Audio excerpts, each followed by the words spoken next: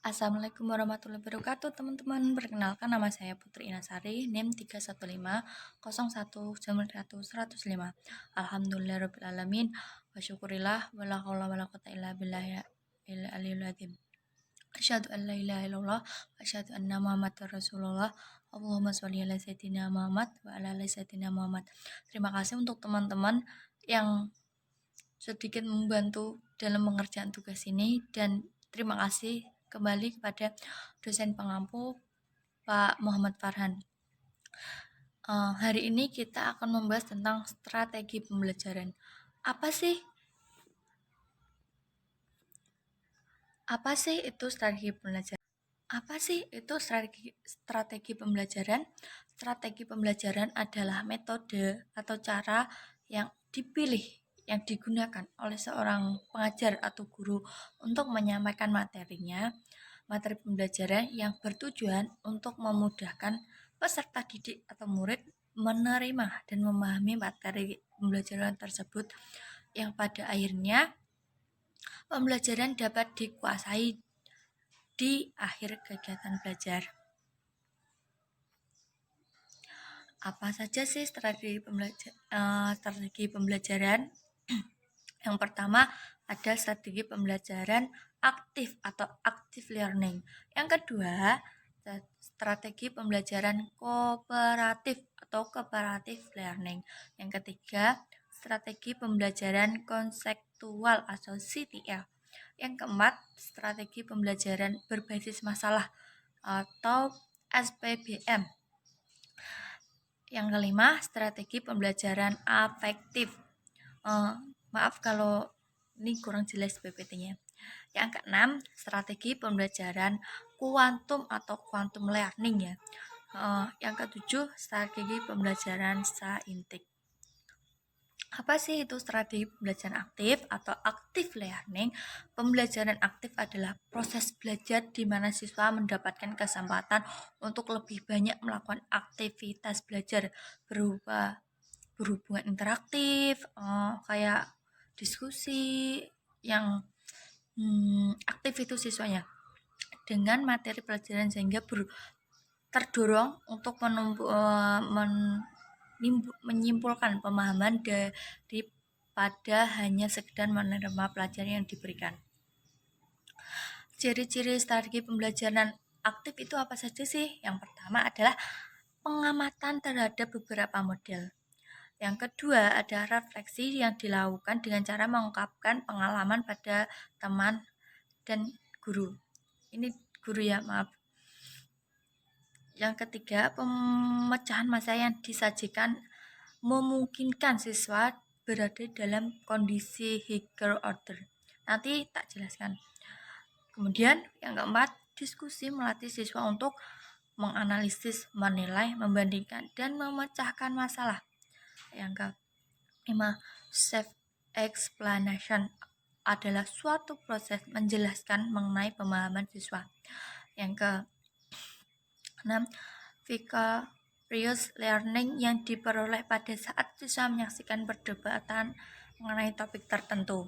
Oke, saya akan menjelaskan soal ciri strategi pembelajaran aktif atau active learning. Pengamatan terhadap beberapa model seperti contoh yang diberikan guru. Sama peragaan sholat, guru akan melakukan peragaan sholat terlebih dahulu, kemudian diberikan siswa mengamatinya gitu, agar mengetahui oh ini caranya sujud, oh ini caranya ruku, oh ini dan lain. Kemudian refleksi yang dilakukan dengan cara mengungkapkan pengalaman kepada teman dan guru, kayak mengundang dialog gitu atau diskusi di dalam kelas, sehingga memungkinkan muncul pengalaman atau pengetahuan baru. Misalnya seperti seumpama guru bilang rukun Islam itu ada berapa? Refleksi peserta didik akan menjawab 5 bu, 4 bu, kayak seperti itu. Kemudian pemecahan masalah yang disajikan memungkinkan siswa berada di dalam kondisi higher order thinking, di mana cara berpikir pada yang tingkat lebih tinggi daripada menghafal. atau menceritakan kembali yang diceritakan seseorang. Berarti harus melampaui batas dari itu, melebihi yang dihafalkan. Contohnya kayak, saya sudah paham Bu. Kemudian kalau hafal kan belum tentu paham.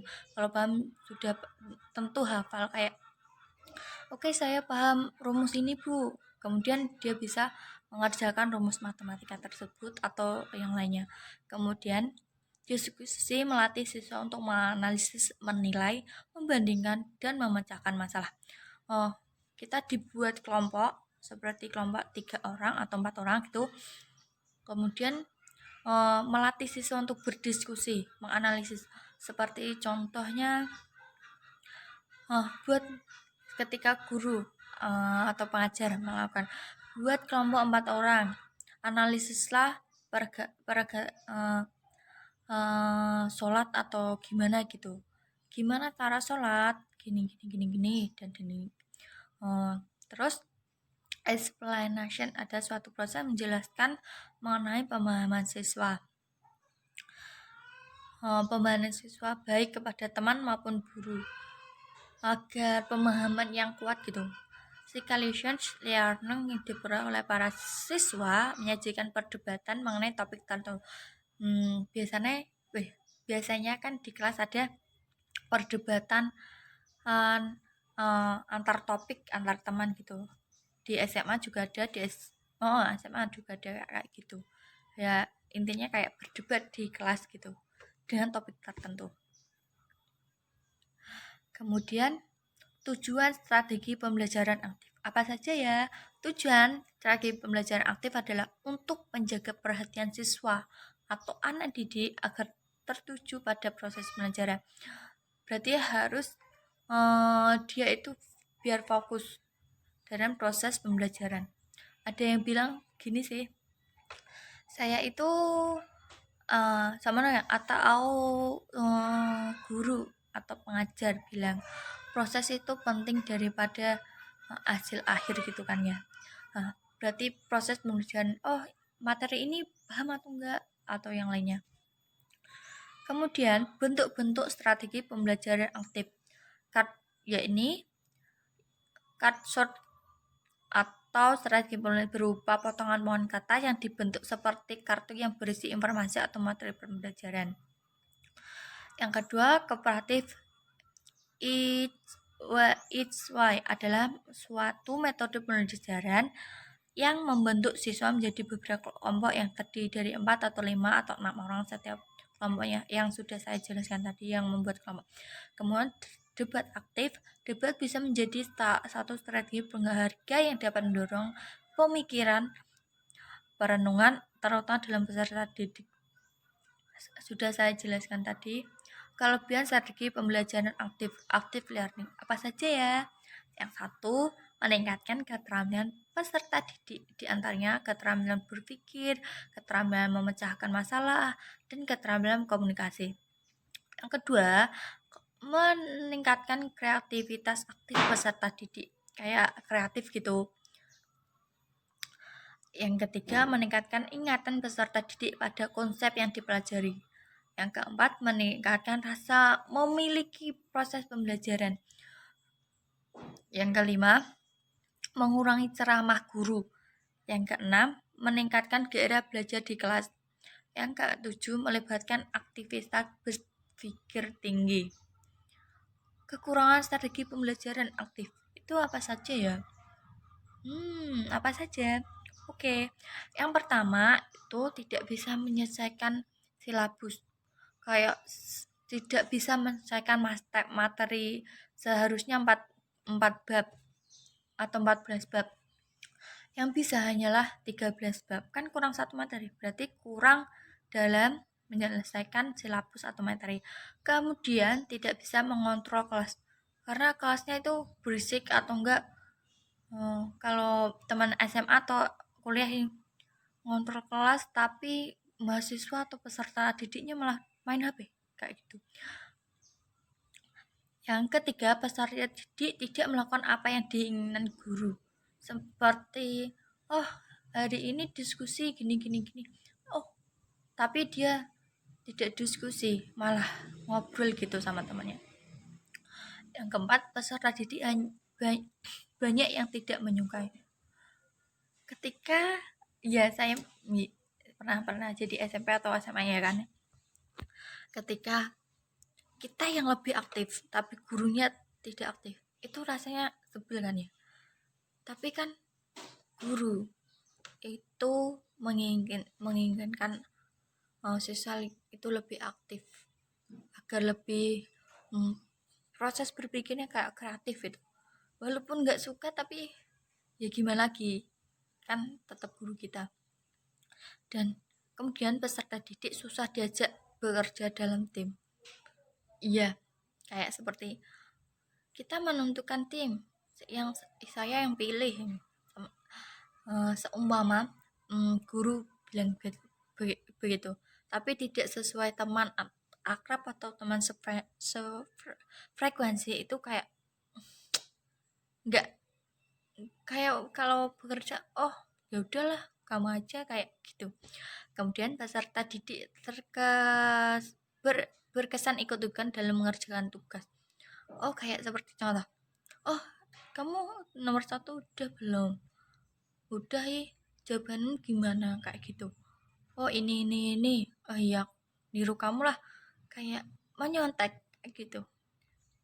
Kemudian yang kedua, strategi pembelajaran kooperatif. Cooperative learning. Strategi pembelajaran kooperatif adalah strategi pembelajaran yang mengutamakan esensi kelompok. Kayak gimana ya itu? Ada yang tahu nggak ya?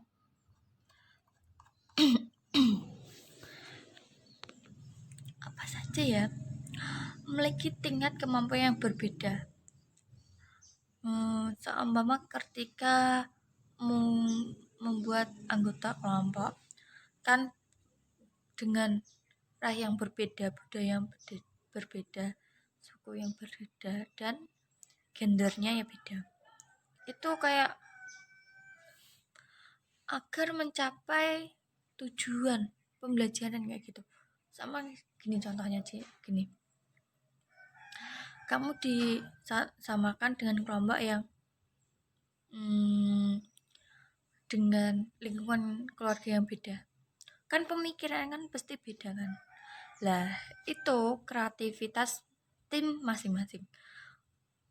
Gini, dia pendapat A gini, pendapat B beda lagi. Bisa ditampung terus disatukan, itu bisa untuk keterampilan, mencapai keterampilan pembelajaran biar kreatif itu. Kemudian karakteristik strategi pembelajaran kooperatif apa saja ya? Yang pertama, pembelajarannya secara tim. Yang kedua, berdasarkan pada manajemen kooperatif. Didasarkan pada manajemen kooperatif. Yang ketiga, kemauan untuk bekerja sama. Yang keempat, keterampilan bekerja sama. Kemudian tujuan strategi pembelajaran kooperatif. Tujuan strategi pembelajaran kooperatif adalah agar hasil belajar akademisme meningkat dan siswa dapat menerima berbagai peragaman dari temannya serta mengembangkan keterampilan sosial. Kelebihan strategi pembelajaran kooperatif apa saja ya? Yang pertama adalah memudahkan siswa melakukan penyesuaian sosial. Yang kedua, memungkinkan siswa saling belajar mengenai sikap, keterampilan, informasi, perilaku sosial, dan pandangan-pandangan. Yang ketiga, memungkinkan berbentuknya berbagai nilai-nilai sosial dan komitmen. Apa saja kekurangan strategi pembelajaran kooperatif? Yang pertama, guru harus mempersiapkan pembelajaran secara matang. Di samping itu juga harus memerlukan banyak tenaga, pemikiran, dan waktu.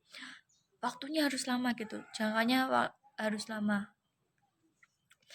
Yang kedua, agar proses pembelajaran berjalan dengan lancar, maka membutuhkan dukungan fasilitas, alat, biaya yang cukup memadai, seperti adanya PPT atau enggak ya papan tulis dan langit dan tempat kelas juga.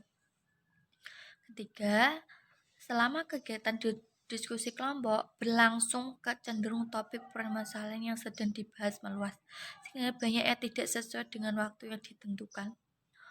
Contohnya seperti hari ini kita akan berdiskusi caranya berwudu. Kan hanya cara berwudu, bukan tentang air, bukan tentang syarat kan cara berwudu. Biasanya menurut peserta didik juga seperti itu.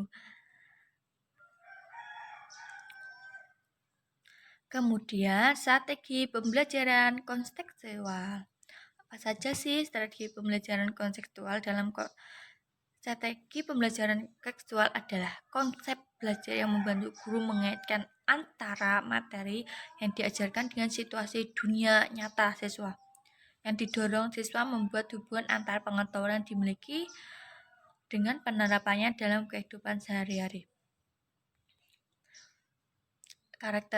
Apa saja ya karakteristik strategi pembelajaran kontekstual? Yang pertama adalah melakukan hubungan yang bermakna, making meaningful connection. Yang kedua, melakukan kegiatan-kegiatan yang signifikan, doing significant work. Yang ketiga, belajar yang diatur sendiri, self-regulation learning. Yang keempat, bekerja sama atau collaboration. Yang kelima, berpikir kritis dan kreatif, critical and creative thinking. Yang keenam, mengasuh atau memelihara pribadi siswa, nurturing the individual.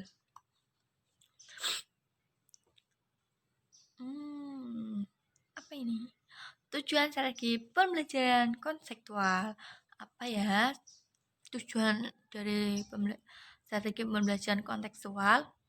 Tujuan strategi pembelajaran kontekstual adalah untuk membantu siswa melihat makna dalam materi akademik yang mereka pelajari dengan jalan menghubungkan mata pelajaran akademik dengan isi kehidupan sehari-hari, yaitu konteks kehidupan sehari-hari. Apa saja sih komponen strategi pembelajaran kontekstual? Yang pertama, konstruktivisme atau konstruktivisme. Konstruktivisme merupakan landasan berpikir filosofi. Kemudian yang kedua, menemukan atau inquiry, observasi, bertanya, mengajukan dugaan, mengumpulkan data dan menyimpulkan. Yang keempat, bertanya, questioning. Masalahnya adalah kelebihan strategi pembelajaran kontekstual. Siswa dapat berpikir kritis dan kreatif dalam mengumpulkan data, memahami suatu isu, dan memecahkan masalah, dan guru dapat lebih kreatif. Yang kedua, menyadarkan siswa tentang apa yang mereka pelajari. Yang ketiga, pemilihan informasi berdasarkan kebutuhan siswa tidak ditentukan oleh guru. Yang keempat, pembelajaran lebih menyenangkan dan tidak membosankan. Yang keenam, membantu siswa bekerja sama dengan efektif dalam kelompok. Kekurangan strategi pembelajaran kontekstual. Yang pertama adalah dalam pemilihan informasi di kelas berdasarkan pada kebutuhan siswa. Yang kedua, tidak efisien karena membutuhkan waktu yang agak lama dalam PBM. Yang ketiga, tidak setiap siswa dapat dengan mudah menyesuaikan diri dan mengembangkan kemampuan yang dimiliki dengan penggunaan model CTL ini. Yang keempat, pengetahuan yang didapatkan oleh siswa dapat berbeda dan tidak merata. Kemudian, strategi pembelajaran berbasis masalah. Pembelajaran berdasarkan masalah PBM merupakan suatu model pembelajaran yang menggunakan masalah dalam langkah awal dalam mengumpulkan dan mengembangkan pengetahuan baru bagi siswa melalui proses kerja kelompok yang memerlukan penyesuaian nyata sehingga membuat siswa berpartisipasi aktif dalam kegiatan pembelajaran. Karakteristik pembelajaran berbasis masalah. Yang pertama, mengajukan pertanyaan atau masalah, memahami masalah. Yang kedua, berfokus pada keterkaitan antar disiplin. Yang ketiga, penyelidikan autentik. Yang keempat, menghasilkan produk dan memamerkannya. Yang kelima, kolaborasi dan atau kerjasama. Tujuan strategi pembelajaran berbasis masalah yaitu untuk menggali daya kreativitas siswa dalam berpikir dan memotivasi siswa untuk terus belajar.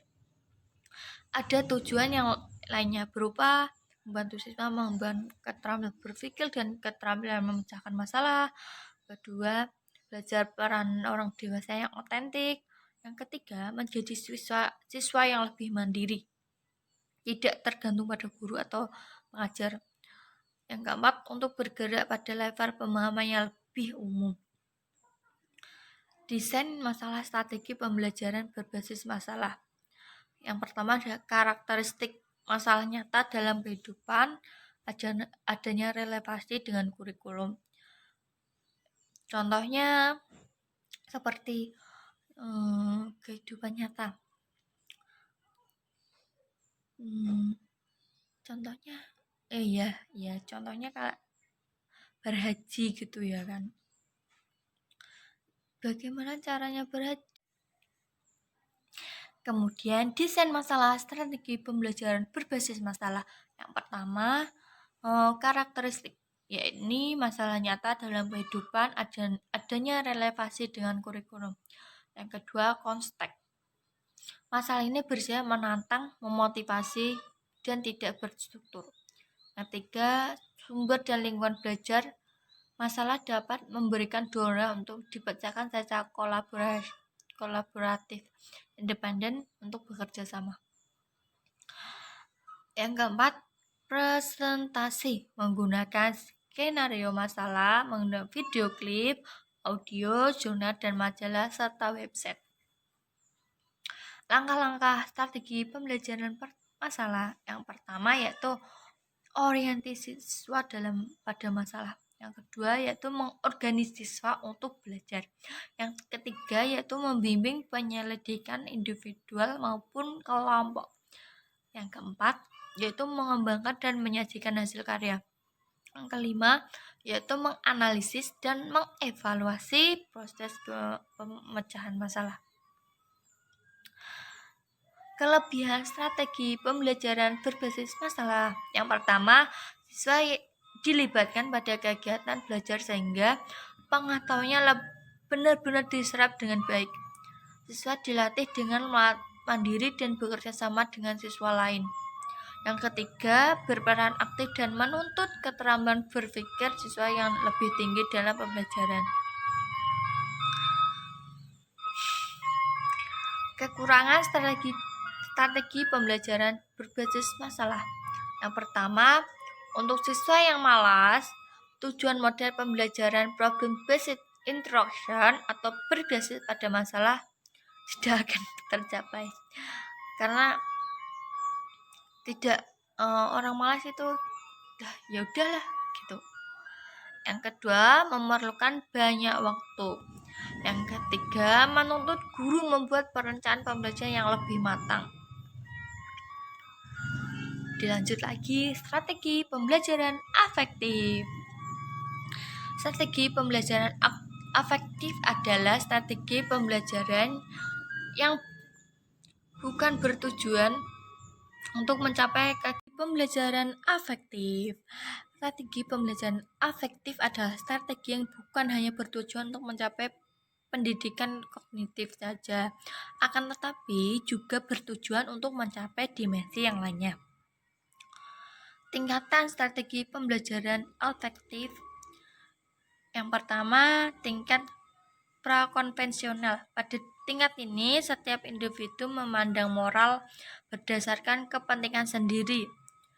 Tingkat prakonvensional ini memiliki 2 tahap, yaitu tahap pertama orientasi hukuman dan kepatuhan. Yang kedua adalah orientasi instrumental relatif. Yang kedua, tingkat konvensional pada tahap.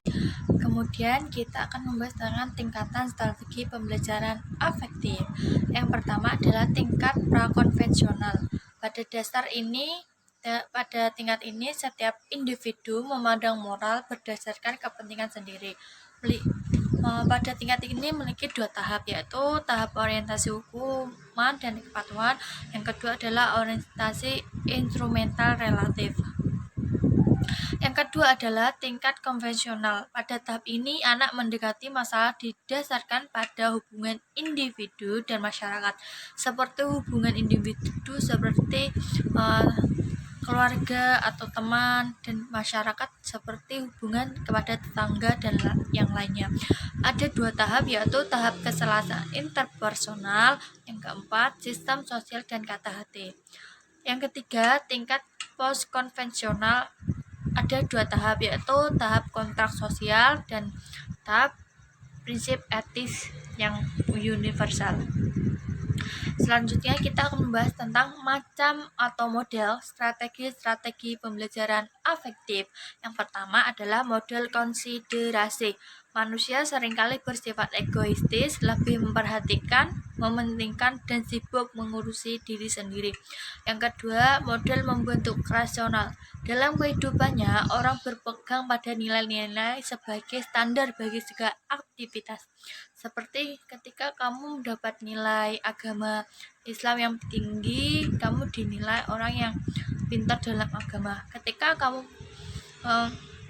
atau kreatif dalam seni rupa atau yang lainnya, kamu berarti orang yang suka dengan seni atau musik atau yang lainnya. Kemudian yang tiga adalah klarifikasi nilai. Setiap orang memiliki sejumlah nilai, baik yang jelas atau yang terselubung, disadari atau tidak. Seperti contohnya adalah nilai rapot itu baik dan jelas. Yang nilai yang terselubung, disadari atau tidaknya itu seperti dinilai masyarakat atau dinilai teman. Oh dia baik, oh dia jahat, oh ini dan itu. Itu namanya nilai terselubung. Kemudian pengembangan moral kognitif. Perkembangan moral kognitif berlangsung melalui reorganisasi kognitif. Kemudian model non-direktif. Para siswa memiliki potensi dan kemampuan untuk berkembang sendiri. Contohnya setiap siswa itu punya ambisius, harus berprestasi, harus punya IPK segini, harus ini dan itu. Dia mempunyai kemampuan dan ambisi sendiri. Kemudian kita akan membahas tentang kesulitan strategi pembelajaran afektif. Yang pertama ini adalah selama ini proses pendidikan sesuai dengan kurikulum yang berlaku, cenderung diarahkan untuk membentukkan intelektual. Kemudian sulit melakukan kontrol karena banyaknya faktor yang dapat mempengaruhi perkembangan sikap seseorang. Yang ketiga, keberhasilan kebentukan sikap tidak bisa dievaluasi dengan segera. Kemudian pengaruh kemajuan teknologi, seperti contohnya kemajuan teknologi kan sekarang ada banyaknya internet, semua pelajaran bisa di-searching di internet atau Google kan ya. Pengaruh kemajuan informasi bisa dapat didapatkan dengan cepat. Kemudian kita akan membahas tentang strategi pembelajaran kuantum learning. Quantum learning adalah kiat, petunjuk, strategi, dan langkah-langkah seluruh proses belajar yang dapat mempertajam pemahaman dan daya ingat, serta membuat belajar sebagai suatu proses menyenangkan dan bermanfaat. Atau bisa dikatakan model pembelajaran menekankan untuk memberikan manfaat. yang bermakna dan juga merekatkan pada tingkat kesenangan dan peserta didik atau siswa. Seperti contohnya siswa ini suka menggambar. Bagaimana dengan cara siswa itu belajar menyenangkan? Oh iya, dengan menggambar atau skema. Kemudian tujuan pembelajaran quantum learning untuk menciptakan lingkungan belajar yang efektif. Yang kedua, untuk menciptakan proses belajar menyenangkan. Yang ketiga, untuk menyesuaikan kemampuan otak. Tujuan pembelajaran kuantum yaitu yang pertama untuk menciptakan lingkungan belajar yang efektif, yang kedua untuk menciptakan proses belajar yang menyenangkan, yang ketiga untuk menyesuaikan kemampuan otak dengan apa yang dibutuhkan oleh otak. Yang keempat, untuk membantu meningkatkan keberhasilan hidup dan karir. Yang kelima, untuk membantu mempercepat dalam pembelajaran. Pembelajaran kuantum mengharapkan berubahnya dari berbagai bidang, mulai dari lingkungan belajar yaitu kelas, kemudian materi pembelajaran yang menyenangkan, menyeimbangkan kemampuan otak kiri dan otak kanan, serta mengefisienkan waktu pembelajaran.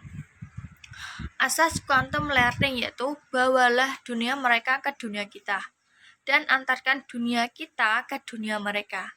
Inilah asas utama alasan dibalik segala strategi, model, keyakinan quantum learning. Kemudian prinsip quantum learning. Yang pertama adalah ketahuilah bahwa segalanya berbicara. Yang kedua, ketahuilah bahwa segalanya bertujuan. Yang ketiga, sadarilah bahwa pengalaman mendahului penamaan. Yang keempat, akulah setiap usaha yang dilakukan dalam pembelajaran. Yang kelima, sadarilah bahwa sesuatu yang layak dipelajari layak pula dirayakan. Contohnya, ketahui bahwa segalanya berbicara. Semua ketika saya membaca buku atau teman-teman membaca buku, kita kan berbicara atau enggak bacanya batin gitu, tapi berbicara di hati. Kemudian kita, oh dari buku ini ngomongnya gini kok, gini. Kemudian contoh dari segalanya bertujuan. Manfaat tujuan yang membaca apa sih? Untuk mendapatkan informasi yang lebih. Kemudian pengalaman mendahului penamaan. Pengalaman, oh saya dulu pernah mengajar di sini. Oh saya dulu juga ikut organisasi ini. Oh itu pengalaman. Kemudian dinamakan pengalaman seperti itu. Akuilah setiap usaha dilakukan dengan pembelajaran. Setiap usaha yang kita lakukan, maupun itu mata kuliah atau mata pelajaran, atau di luar mata kuliah dan mata pelajaran, itu semua pembelajaran.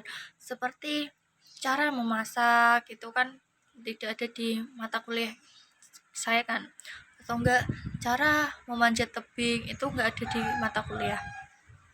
Sadarilah bahwa sesuatu yang dipelajari layak pula dirayakan. Setiap mata kuliah atau setiap usaha yang dalam konteksnya itu pembelajaran atau pengalaman itu layak dipelajari. Seperti contohnya cara mempelajari memasak, atau kemudian dirayakan itu, oh memasak membuat saya senang atau gimana gitu.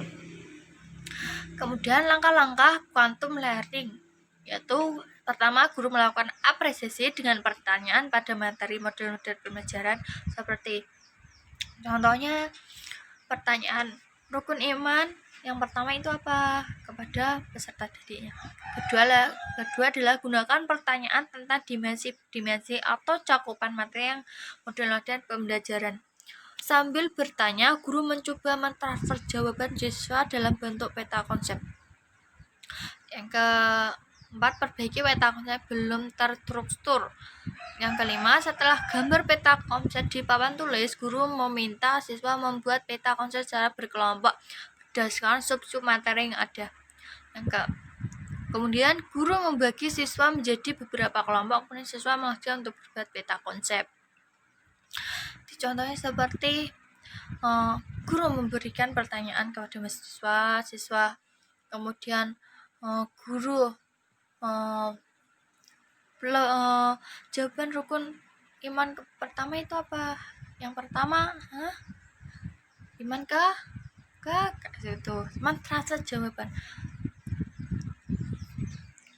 Selanjutnya adalah kelebihan quantum learning. Yang pertama adalah pembelajaran kuantum berpangkal pada psikologi kognitif. Yang kedua adalah pembelajaran kuantum lebih bersifat humanistik. Yang ketiga, pembelajaran kuantum lebih konstruktivis. Yang keempat, pembelajaran kuantum memusatkan perhatian pada interaksi yang bermutu dan bermakna. Kemudian kekurangan quantum learning. Yang pertama, membutuhkan pengalaman yang nyata. Yang kedua, waktu yang cukup lama menumbuhkan motivasi dalam belajar. Yang ketiga, kesulitan mengidentifikasi keterampilan siswa. Kemudian pendekatan saintik. Pendekatan saintik atau pendekatan ilmiah, scientific approach, adalah suatu teknik pembelajaran yang menempatkan siswa menjadi subjek aktif melalui tahapan ilmiah sehingga mampu mengkonstruksi pengetahuan baru atau memadukan dengan pengetahuan sebelumnya. Tujuan pembelajaran saintik. Tujuan pendekatan saintik dalam pembelajaran antaranya yaitu meningkatkan kemampuan berpikir siswa, membentuk kemauan dalam menyelesaikan masalah secara sistematik, menciptakan kondisi pembelajaran agar siswa merasa bahwa belajar merupakan suatu kebutuhan, melatih siswa dalam mengemukakan ide-ide, kemudian meningkatkan hasil belajar siswa dan mengembangkan karakter siswa.